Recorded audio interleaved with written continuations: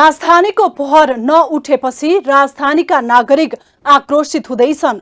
विशेष गरी पोहर सजिलै सफा गर्न सकिन्छ, यस अघिकाले केही गर्दै गरेनन् भनेर योजना सहित उम्मेदवार रहेको बताएका र जनताले विजय बनाएका बालेनप्रति जनताको आक्रोश छ। बालेनले भने राजनीतिक दलहरू उनलाई असफल बनाउने अभियानमा लागेको आरोप लगाएका छन्। तर उनले यस अघि भन्दै आएको उनको आफ्नै कुरा काटिएको छ। बालेनको भनाइमा मेयर यति शक्तिशाली हुन्छ कि उसले चाहे केही पनि गर्न सक्छ या अघिकाले नगरेरै नभएको हो। तर यसपटक बालेनले पनि आफूले गर्ने भनेको पहिलो काम नै गर्न सकेका छैनन्। नमस्कार, म शान्ति गिरी, यो हो न्युज एट टुडे। प्रतिनिधि सभा र राष्ट्रिय सभा सहित दुवै सदनबाट पारित भएर प्रतिनिधि सभाका सभामुखले प्रमाणित गरेर जारी गर्नको लागि राष्ट्रपति समक्ष पाएको विधेयक संसदमा नै फिर्ता भएको छ। राष्ट्रपतिले संविधानले राष्ट्रपतिलाई विधेयक जारी गर्न दिएको समय सीमा सम्पूर्ण प्रयोग गरेर संविधानको प्रावधान बमोजिम नै विधेयक फिर्ता पठाउँदा राजनीति तरङ्गित भएको छ। कसैले राष्ट्रपतिले संसदमाथि हस्तक्षेप गरेको सम्म भन्न भएका छन् भने कतिपयले राष्ट्रपतिले संवैधानिक अधिकार नै प्रयोग गरेकाले कुनै आपत्ति मान्नु नपर्ने धारणा राखेका छन्। तर संसदबाट पारित भइसकेको विधेयक बिरलै मात्र राष्ट्राध्यक्षबाट फर्काइने गरिएकोमा राष्ट्रपतिले यो विधेयक फर्काउनुको पछिको अभिष्ट के हो आशंका पनि गरिन थालेको छ। संघीय संसदका दुवै सदनबाट बहुमतले पारित भएको नागरिकता सम्बन्धी विधेयक राष्ट्रपति विद्यादेवी भण्डारीले फिर्ता पठाएकी छिन्। 2079 असार 23 गते गृहमन्त्री बालकृष्ण खाँडले प्रतिनिधि सभामा पेश गरेको नागरिकता विधेयक साउन 6 गते प्रतिनिधि सभाबाट पारित भएको थियो। प्रतिनिधि सभाबाट पारित भएर गएको विधेयक साउन 12 गते राष्ट्रिय सभाबाट पारित भयो। दुवै सदनबाट पारित भएपछि सभामुख अग्नि प्रसाद सापकोटाले साउन 15 गते प्रमाणित गरी प्रमाणीकरणका लागि राष्ट्रपति समक्ष पठाएका थिए। कुनै पनि विधेयक प्रमाणीकरणका लागि पेश भएमा त्यसमा 15 दिनभित्र प्रमाणीकरण गर्ने वा फिर्ता गर्न सक्ने राष्ट्रपतिलाई संवैधानिक अधिकार रहेको छ। त्यसमा राष्ट्रपति भण्डारीले आफ्नो अधिकार प्रयोग गर्दै आइतबार त्यसलाई पुनर्विचार गर्न भन्दै फेरि संघीय संसदमै फिर्ता पठाएकी हुन्। संवैधानिक व्यवस्था अनुसार सोमबारसम्म राष्ट्रपति भण्डारीलाई विधेयक प्रमाणीकरण गर्ने वा फिर्ता पठाउने समयावधि रहेको थियो। प्रमाणीकरणका लागि राष्ट्रपति कार्यालय पठाएको नागरिकता विधेयक लामो समय शीतल निवासमै अड्किएको भन्दै सत्ता पक्ष र प्रतिपक्ष बीच जुवारी नै चलेको थियो। सत्ता पक्षले जतिसक्दो चाँडो विधेयक पारित गर्नुपर्ने दबाब दिइरहेको थियो भने प्रतिपक्षले भने यसलाई फिर्ता पठाइनु पर्ने आवाज उठाउँदै आएको थियो। यसबीचमा राष्ट्रपतिले विभिन्न क्षेत्र, समुदाय, संघ संस्था, कानुनविद र संविधानविदसँग छलफल तीव्र पारेकी थिइन्। अन्ततः राष्ट्रपति भण्डारीले नेपालको संविधान बमोजिम नागरिकता प्राप्ति सम्बन्धी विषयमा पुनर्विचार हुन आवश्यक देखिएको भन्दै आफ्ना सुझाव सहित विधेयक फिर्ता पठाइन्। राष्ट्रहित विपरीत कुनै पनि विधेयकलाई राष्ट्रपतिले फिर्ता गर्न सक्ने भएकाले उनले चालेको यो कदम स्वागत योग्य रहेको कानुनविदहरू बताउँदछन्। नेपालको सन्दर्भमा नागरिकता भनेको अति संवेदनशील र सधैँ विवादमा रहिराख्ने र एउटा राजनीतिक एजेन्डाको रूपमा रहिरहेको विषय हो हैन। त्यसले गर्दाखेरि नेपालको इतिहासमा पहिलो पटक यसरी नागरिकताको विधेयकमा समग्रलाई हेरेर राष्ट्राध्यक्षले जुन संसदमा सुझाव सहित पठाउनु भएको छ, मैले यसलाई सकारात्मक रूपमै लिएको छु। होइन, संविधान सम्मत पनि छ र एउटा नेपालको नागरिकताको विषयमा देशको हाइएस्ट अथोरिटीले यसरी समग्रतालाई समेटेर संसदलाई एउटा एक किसिमको जानकारी गराएको भनौँ वा संसदलाई आवश्यक अध्ययन अनुसन्धान गर भनेर यदि संविधानको पालक र संरक्षक हैसियतले जुन किसिमको उहाँले सुझाव दिने हो त्यो देशको संवैधानिक राष्ट्रपतिले गर्नु अस्वाभाविक मलाई लाग्दैन। नेपालको हित नै छ जस्तो लाग्छ।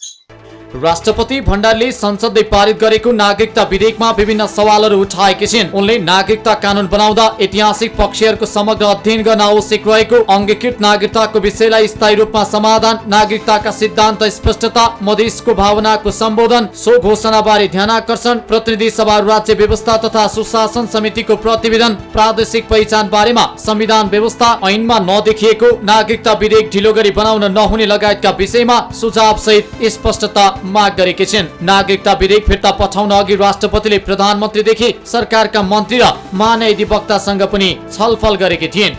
प्रधानमन्त्री शेरबहादुर देउवासँगको भेटमा राष्ट्रपति भण्डारीले नागरिकता विधेयकको सम्बन्धमा असन्तुष्टि समेत जनाएकी थिइन्। यस्तै उनले शनिबार महाधिवक्ता खम्बबहादुर खातीसँगको भेटमा पनि नागरिकता विधेयकका सम्बन्धमा सोधपुछ गरेकी थिइन्। नागरिकता सम्बन्धी विधेयक संसदमा फिर्ता भएको यो पहिलो पटक भने होइन। यसअघि पनि तत्कालीन राजा वीरेन्द्रले पनि 2057 सालमा संसदबाट पारित भएको नागरिकता विधेयक फिर्ता गरेका थिए। उनले अदालतको सुझावका आधारमा विधेयक फिर्ता गरेका थिए।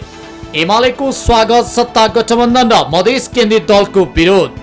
राष्ट्रपति विद्यादेवी भण्डारीले नागरिकता विधेयक फिर्ता गरेपछि अहिले दलहरू विभाजित बनेका छन्। सत्तामा रहेको 5 दलीय गठबन्धन र मधेस केन्द्रित दलले विरोध जनाएका छन् भने प्रमुख प्रतिपक्षी एमाले राष्ट्रपतिको निर्णय स्वागत योग्य रहेको बताएको छ।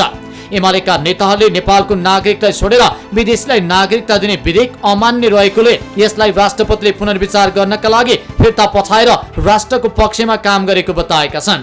एमालेका नेता लालबाबु पण्डितले नेपाली नागरिकहरूले सहज र सरल तरिकाले समयमै नागरिकता पाउनुपर्ने, तर नेपालको जनसङ्ख्या बढाउने गरी नागरिकता विदेशीलाई वितरण गर्ने कुरा गलत रहेको बताएका छन्। जुन बेलामा नागरिकता विधेयक फिर्ता लियो त्यतिखेरै हामीले यो गलत भयो, गलत आफूले गर्ने फिर्ता लिने कुरा। अनि अहिले चाहिँ फेरि छलफलको निम्ति चाहिँ प्रतिनिधि सभामा फिर्ता पठाइसकेपछि अनि सरकारले आफूले गल्ती गरेको कुरा बिर्सिने र दोष अरूतिर थुपार्ने कुरा चाहिँ सरासर गलत हो।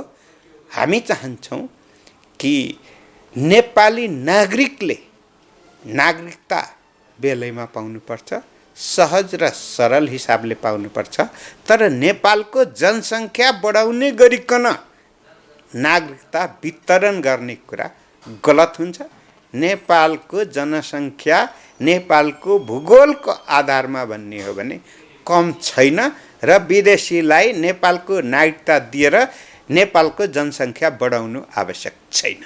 उता सत्ता गठबन्धनको प्रमुख घटक नेपाली कांग्रेसका महामन्त्री गगन कुमार थापाले नागरिकता विधेयक फिर्ता गर्दैमा आक्रोशित हुनु नपर्ने बताएका छन्। उनले विधेयक फिर्ता गर्दा राष्ट्रपति विद्यादेवी भण्डारीको सन्देश बारे भने पार्टी र सत्तारूढ दलहरूका बीचमा छलफल गरेर धारणा बनाउने बताए। साथै विधेयक पुनर्विचार गर्न पठाउने व्यवस्था संविधानमै रहेको बताउँदै महामन्त्री थापाले राष्ट्रपतिले दिएको सन्देश स्वीकार गर्ने वा विधेयक फेरि जस्ताको त्यस्तै पठाउने भन्ने संसदको विषय भएको प्रतिक्रिया दिएका छन्। अब के हुन्छ?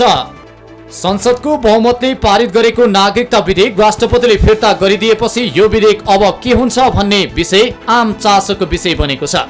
राष्ट्रपतिबाट फिर्ता भएको विधेयकलाई आवश्यक परेको खण्डमा दुवै सदनले संशोधन गरेर वा फेरि जस्ताको त्यस्तै प्रमाणीकरणका लागि पठाउन सक्छ। तर त्यसका लागि सरकारले फेरि उक्त विधेयक प्रतिनिधि सभामा टेबल गर्नुपर्छ। यसरी टेबल गरेको विधेयकमा विचार गरियोस् भन्ने प्रस्ताव पारित गर्नुपर्छ। त्यसपछि उक्त विधेयकमा संशोधन गर्न 72 घण्टा समय दिनुपर्छ। त्यसपछि प्रतिनिधि सभाले दफावार छलफलका लागि समितिमा पठाउन सक्छ वा सभाबाटै टुङ्गो लगाउन सक्छ। यसरी त्यस प्रक्रियाले प्रतिनिधि सभाबाट पास भएपछि उक्त विधेयक राष्ट्रिय सभामा पठाइन्छ। राष्ट्रिय सभाले पनि प्रतिनिधि सभाकै जस्तो प्रक्रिया पूरा गरेपछि सन्देश सहित प्रतिनिधि सभामै पठाउँछ। राष्ट्रिय सभाबाट पारित भएर आएको विधेयकलाई प्रतिनिधि सभाले प्रमाणित गरी प्रमाणीकरणका लागि राष्ट्रपति समक्ष पठाइन्छ। यसरी पठाइएको विधेयक राष्ट्रपतिले फेरि फिर्ता गर्न मिल्दैन। दोस्रो पटक पठाएको विधेयक भने राष्ट्रपतिले प्रमाणित गर्नुपर्ने संवैधानिक व्यवस्था रहेको छ। अबको बाटो दुईटा कुरा हुन सक्छ। एउटा, राष्ट्रपतिले जुन जुन इस्यु उठाउनुको छ त्यो इस्युलाई संसदले एड्रेस गर्ने एउटा हैन, उहाँले उठाएको इस्युलाई समेट्ने गर्ने। अर्को कुरा, अहिले नै उहाँकोले उठाएको इस्युलाई सम्बोधन गर्न अहिलेको संसदले सकेन भने पनि एउटा राष्ट्रपतिले उठाएको इस्युलाई एउटा संसदीय अध्ययन समिति गठन गरेर भोलिका दिनमा यी इस्युहरूमा पनि एड्रेस गर्नुपर्छ भनेर एउटा अध्ययन कमिटी, संसदीय अध्ययन कमिटी गठन गर्दाखेरि उपयुक्त हुन्छ भन्ने लाग्छ मलाई। यसअघि केपी शर्मा ओली नेतृत्वको तत्कालीन सरकारले ल्याएका हरेक विधेयकहरू राष्ट्रपति भण्डारले कुनै छलफल र परामर्श नगरी लगत्तै जारी गर्दै आएकी थिइन्। गत वर्ष जेठ 7 गते प्रतिनिधि सभा विघटन गरेका ओलीले त्यही बेला नागरिकता संशोधन विधेयक ल्याएका थिए। त्यसको 2 दिनपछि 9 गते सो अध्यादेश राष्ट्रपतिबाट प्रमाणीकरण भएर त्यसै दिन राजपत्रमा प्रकाशित भएको थियो। तर यस विषयमा सर्वोच्च अदालतमा रिट परेपछि सर्वोच्चले अध्यादेश कार्यान्वयनमा रोक लगाउँदै नागरिकता जस्तो संवेदनशील विषयमा संसदबाट मात्रै कानून बनाउन आदेश दिएको थियो। यसपटक राष्ट्रपतिले आफ्नो अधिकार प्रयोग गर्दै नागरिकता विधेयक संसदमै फिर्ता पठाएर देशको गरिमा बचाएको भन्दै धेरैले खुसी व्यक्त गरेका छन्। संवैधानिक प्रावधान अनुरूप नै राष्ट्रपतिबाट विधेयक सदनमा फिर्ता पठाइएको हो। अर्थ विधेयक बाहेक कुनै पनि विधेयकमा केही कमी कमजोरी देखिए या सच्याउनु पर्ने लागे राष्ट्रपतिले एक पटकसम्म यसमा पुनः विचार गर्न संसदमा फर्काउन सक्ने संवैधानिक प्रावधान छ। तर संसदले दोस्रो पटक पठाएको विधेयक भने राष्ट्रपतिले पारित गर्नुपर्ने हुन्छ। संविधान तह कुनै पनि त्रुटि छैन, तर यस्तै कानून यस अघिको ओली सरकारले अध्यादेशको रूपमा ल्याउँदा तत्काल जारी हुने अहिले सार्वभौम संसदबाट ज्यादा किन जारी नहुने भन्ने प्रश्न अहिले उठेको छ। एकै प्रकृतिको कानून कुनै बेला सही हुने कुनै बेला नहुने त्यो पनि एकै व्यक्तिलाई भन्ने अहिले मुख्य विवादको विषय बनेको छ। केही दिन अघि सरकारले ल्याएको नागरिकता अध्यादेश राष्ट्रपति विद्यादेवी भण्डारीले संसदमा नै फिर्ता पठाएकी छन्। राष्ट्रपतिले विधेयक प्रमाणीकरण गर्नबाट रोकेपछि यसको पक्ष र विपक्षमा मत विभाजित भएका छन्। नागरिकता विधेयक फिर्ता भएपछि सत्तारूढ र नेपाली कांग्रेस र मधेस केन्द्रित दल रुष्ट बनेका छन्। कांग्रेसले राष्ट्रपतिको यो कदमलाई विवेकहीन निर्णयको संज्ञा दिएको छ। तत्कालीन केपी ओली सरकारका पालामा आएको अध्यादेश र अहिलेको विधेयक एउटै भए पनि राष्ट्रपतिले अध्यादेश तत्कालै प्रमाणीकरण गरेको थियो। तर अहिलेको नागरिकता सम्बन्धी विधेयकमाथि राष्ट्रपतिले जालजेल गरेको आरोप कांग्रेस लगायत दलहरूको छ। तर नेकपा एमाले भने राष्ट्रपतिले संवैधानिक प्रक्रिया अनुरूप नै नागरिकता विधेयक संसदमा पठाएको दावी गर्छ। यस्तै ओली सरकारले ल्याएको अध्यादेश र सरकारले ल्याएको विधेयक एउटै नभएको एमालेको भनाइ छ। सामान्य राष्ट्रपतिज्यूले संवैधानिक प्रक्रिया अनुरूप नै चाहिँ अहिले पुनः प्रतिनिधि सभामा फर्काउनु भएको र विधेयक एउटै होइन, केही थोरै फरक छ। ओली सरकारले ल्याएको नागरिकता सम्बन्धी अध्यादेशमा 2072 असोज 3 भन्दा अगाडि जन्मसिद्ध नागरिकता लिएकाहरूको नाबालिग सन्तानलाई वंशजको आधारमा नागरिकता व्यवस्था गरिएको थियो। यस्तै नेपाली नागरिक आमाबाट नेपालमा जन्म भई नेपालमा बसोबास गरेको र बाबुको पहिचान हुन नसकेका व्यक्तिलाई वंशजका आधारमा नागरिकता दिइने, तर यसरी नागरिकता प्राप्त गरेको व्यक्तिको बाबु विदेशी ठहर भए वंशजको नागरिकता कायम नरहने व्यवस्था थियो। बाबुको बसोबास भएको देशको नागरिकता लिएको छैन भन्ने घोषणा गरे उनको नागरिकतालाई अंगीकृतमा परिणत गरिने व्यवस्था थियो। के थियो नागरिकता विधेयकमा व्यवस्था? संसदबाट पास भएको नागरिकता विधेयकले नेपाली आमाबाट नेपालमा जन्म भई नेपालमा बसोबास गरेका र बाबुको पहिचान नभएका व्यक्तिले आमाको नामबाट नागरिकता कसरी लिन सक्छ भन्ने प्रश्न पारेको थियो। 2072 को नयाँ संविधानले जन्मका आधारमा नागरिकता दिने व्यवस्था खारेज गर्यो। तर संविधान जारी हुनु अगाडि जन्मका आधारमा नागरिकता लिएकाहरूको सन्तानलाई संघीय ऐन बमोजिम वंशजको आधारमा नागरिकता दिने व्यवस्था संविधानमै राखियो। तर संविधान जारी भएको 7 वर्षसम्म नागरिकता सम्बन्धी कानून संशोधन भएन। यही कारण जन्मका आधारमा नागरिकता लिएका नेपालीका सन्तान करिब 5 लाखले नागरिकता पाउन नसकेको अनौपचारिक तथ्याङ्क छ। संसदले पारित गरेको नागरिकता विधेयकले यो समस्यालाई सम्बोधन गरेको थियो। यस्तै नेपालको संविधान 2072 मा महिला र पुरुषलाई समान वंशीय हक हुने व्यवस्था गरेको थियो। तर संविधानको नागरिकता सम्बन्धी व्यवस्थामै लिङ्गका आधारमा विभेद गरिएकाले अहिले ऐनमा बराबरीको व्यवस्था गर्न नसकिएको संविधान सभा सदस्यहरूले नै स्वीकार गरेका थिए। तर नेपाली आमाबाट नेपालमा जन्म भई नेपालमा बसोबास गरेका र बाबुको पहिचान नभएका व्यक्तिले भने अब आमाको नामबाट नागरिकता पाउने व्यवस्था गरेको थियो। यस्तै नागरिकता विधेयकले गैर आवासीय नेपालीहरूले पनि नेपाली नागरिकता लिन सक्ने भनेको थियो। गैर आवासीय नेपाली संघ एनआरएनले एकपटकको नेपाली सधैँको नेपाली भन्ने नारा अघि सार्दै नागरिकताका लागि लबिङ गर्दै आएको थियो। नेपाली नागरिकसँग वैवाहिक सम्बन्ध कायम गर्ने विदेशी महिलालाई वैवाहिक अंगीकृत नागरिकता दिने व्यवस्था पुरानै हो, तर अन्तरिम संविधान 2063 मा वैवाहिक अंगीकृत नागरिकता पाउने व्यवस्थालाई केही सरल गरियो। 2047 को संविधानमा विवाह गरेर आउने विदेशी महिलालाई नागरिकता दिन विदेशको नागरिकता त्याग्ने कारबाही चलाएको हुनुपर्ने भनिएको थियो।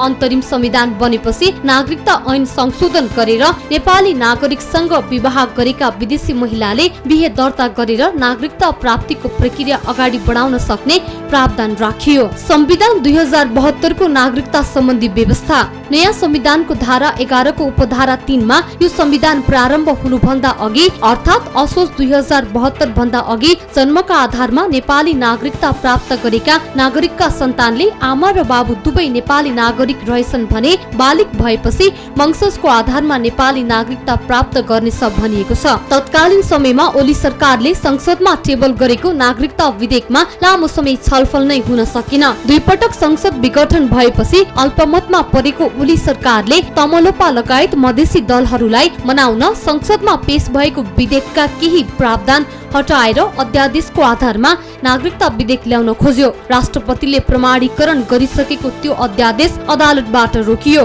फेरि नागरिकता विधेयक ल्याउनै पर्ने अवस्थामा तत्कालीन समयमा ओली सरकारले टेबल गरेको नागरिकता विधेयक फिर्ता गरेर वर्तमान सरकारले ओली सरकारको अध्यादेशमा जस्तै प्रावधान राखेर फेरि संसदमा नागरिकता विधेयक टेबल गर्यो। त्यो विधेयक अहिले संसदको दुवै सदनबाट पारित भएर र प्रमाणीकरण भएर राष्ट्रपति समक्ष पुगेको हो। ओली सरकारको अध्यादेश जारी गरेकी राष्ट्रपतिले वर्तमान सरकारले पेश गरेको त्यस्तै विधेयक फिर्ता पठाएपछि अहिले प्रश्न उठेको छ।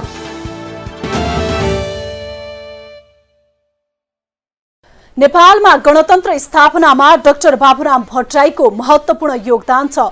सशस्त्र जनयुद्धका बेला नेकपा माओवादीका वैचारिक कमान्डरको रूपमा हेरिन्थ्यो बाबुरामलाई।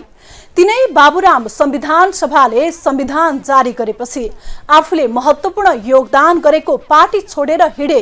त्यसपछि नयाँ दल खोल्नेदेखि विभिन्न दललाई एकीकृत गरेर नयाँ शक्ति बनाउने अभियानमा उनी देखिए, तर कतै पनि बाबुराम टिक्न सकेका देखेनन्। आवरणमा उनी जति पद लोलुप नदेखिन खोजे पनि पद र प्रभुत्वको उनको चाहनाले नै उनी कतै टिक्न नसकेको विश्लेषण गरिन्छ। अहिले घुमिफेरी उनी फेरि माओवादीमा फर्किने तर्खरमा लागेका छन्। विद्वान नेताको परिचय बनाएका नेता बाबुराम भट्टराईको राजनीति भने स्थिर हुन सकेन। झण्डै 4 दशक भन्दा बढी समयदेखि राजनीतिमा सक्रिय भट्टराईले 3वटा पार्टी परिवर्तन गरेका छन्। माओवादी राजनीतिबाट चर्चित भएका नेता भट्टराईले माओवादीले बाटो बिराएको निष्कर्ष सहित 2072 सालमा पार्टी परित्याग गरेका थिए। माओवादीबाट अलग भएपछि भट्टराईले नयाँ शक्ति नामको दल स्थापना गरे। नयाँ शक्ति जनतामाझ स्थापित नभएपछि मधेस केन्द्रित दलसँग उनले एकता गर्न पुगे। जसपामा पुगेपछि उपेन्द्र यादवसँगको द्वन्द्वका कारण किनारा लागे। अहिले फेरि उनी माओवादी केन्द्रका अध्यक्ष एवं पुराना सहकर्मी प्रचण्डसँग सहकार्य गर्ने निर्णयमा पुगेका छन्। नयाँ बाटोको परिकल्पना गर्दै माओवादीबाट बाहिरिएका भट्टराई फेरि पुरानै आँगनमा पाइला टेक्न पुगेका छन्। आउँदो प्रतिनिधि सभा र प्रदेश सभा सदस्य निर्वाचनका लागि माओवादी केन्द्रकै चुनाव चिन्हमा लड्ने सहमति भएको छ। वैकल्पिक रूपमा कम्युनिस्ट विचारधारा छोडेका भट्टराईले अब माओवादीसँगै चुनावी घोषणा पत्र जारी गर्नेछन्। वैकल्पिक नयाँ राजनीतिक शक्ति निर्माण गर्न भन्दै उनले थालेको अभियानले राम्रोसँग संगठित आकार समेत ग्रहण गर्न नसक्दै पुरानै धारमा समाहित हुन आइपुगेका छन्। यो 7 वर्षको अवधिमा भट्टराईले एउटा चक्र पूरा गरेका छन्। संविधान जारी भएको 1 सातामै पार्टी छाड्दा भट्टराईले लोकतान्त्रिक गणतन्त्रको जगमा टेकेर आर्थिक विकास र समृद्धि हुँदै समाजवादको दिशामा जाने अबको नयाँ युग सुरु भएको बताएका थिए। आफ्नो जीवनको महत्वपूर्ण समय लगाएर निर्माण गरेको माओवादी पार्टी निर्माणको वैचारिक कार्य पूरा भएको दावी गरेका थिए। अन्तिमसम्म हार खाने होइन, लडिरहनु पर्छ भन्ने व्यक्तिगत स्वभाव भएका भट्टराईले असफलताकै बीचमा पनि मैदानमै बसेर एकपछि अर्को प्रयोग गर्ने गरेका छन्। हामी सत्ताका हामी जान नचाहने होइनौँ, हामी पनि सत्तामा जान चाहन्छौँ, तर हामी जगैदेखिको एउटा नयाँ दिशामा आधारित 5 वर्षको जुन अवधारणा हामीले अगाडि सारेका छौँ, एउटा समुन्नत समाजवाद, समावेशी समानुपातिक र सहभागितामूलक लोकतन्त्र, सुशासन र सदाचार र स्वाधीनता, यसको जगमा समृद्धि हामी हासिल गर्ने त्यो क्रान्ति गर्न हामी अगाडि बढेका हौँ। त्यसै भएको हुनाले यसले केही समय लिन्छ। पार्टी छाड्दा मात्रै नभएर पछि पनि भट्टराई पुरानो राजनीतिक दल तथा उनीहरूले अवलम्बन गर्दै आएको वैचारिक धारको चर्को आलोचना गर्दै आएका थिए। खास गरी कम्युनिस्ट राजनीतिप्रति उनको कडा टिप्पणी हुने गर्दथ्यो। त्यसको औचित्य समाप्त भएको दाबी हुने गर्दथ्यो। तर एकपछि अर्को राजनीतिक प्रयोगहरू असफल भएर शक्ति क्षीण हुँदै गएपछि भट्टराई आफैले छोडेको माओवादीकै चुनाव चिन्ह लिएर चुनाव लड्न तयार भएका हुन्। यो गठबन्धन निर्वाचनपछि पार्टी एकतामा परिणत हुने पनि बताइएको छ। माओवादी केन्द्र परित्याग गरेपछि भट्टराईले आफ्नो नेतृत्वमा नयाँ शक्ति पार्टीको घोषणा गरे। नयाँ शक्तिको घोषणा सभामा नेकपा एमालेका अध्यक्ष केपी शर्मा ओलीले एमाले बाहेक सबैलाई नयाँ शक्तिले धक्का दिने बताएका थिए। तर बाबुराम बारे ओलीको त्यो भविष्यवाणी मिलेन। 2074 सालको स्थानीय आम निर्वाचनमा उनको पार्टीले कसैलाई धक्का दिन सकेन। नेपाली कांग्रेससँग चुनावी गठबन्धन गरेका भट्टराईले गोर्खाबाट आफ्नो सिट प्रदेश सभा पार्टीका लागि 3 स्थान सुरक्षित गरे पनि राष्ट्रिय दल बन्न असफल नै रह्यो।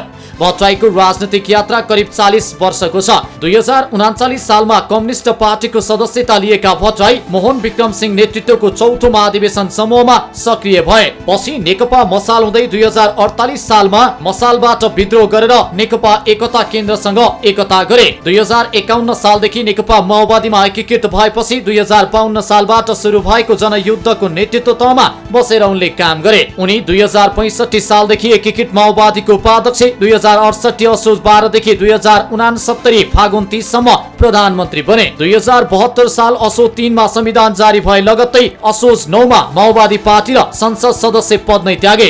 2073 जेठ 30 गते काठमाडौँ रंगशालाबाट नयाँ शक्ति पार्टी गठनको घोषणा गरे। 2064 र 2070 सालमा संविधान सभा निर्वाचनमा गोर्खाबाट उनी निर्वाचित भए। 2074 सालको संसदीय निर्वाचनमा नयाँ शक्ति पार्टीका तर्फबाट कांग्रेससँगको तालमेलमा गोर्खाबाट निर्वाचित भए। राजनैतिक दल सम्बन्धी ऐन 2073 ले 2 वा 2 भन्दा बढी राजनैतिक दललाई एउटै चुनाव चिन्हबाट प्रतिस्पर्धा गर्न सक्ने व्यवस्था गरेपछि चुनावपछि फरक अस्तित्वमा पार्टी सञ्चालन गर्ने व्यवस्थामा भने जटिलता रहेको छ। त्यसैले यसको अन्तिम लक्ष्य भनेको पार्टी एकता नै हो।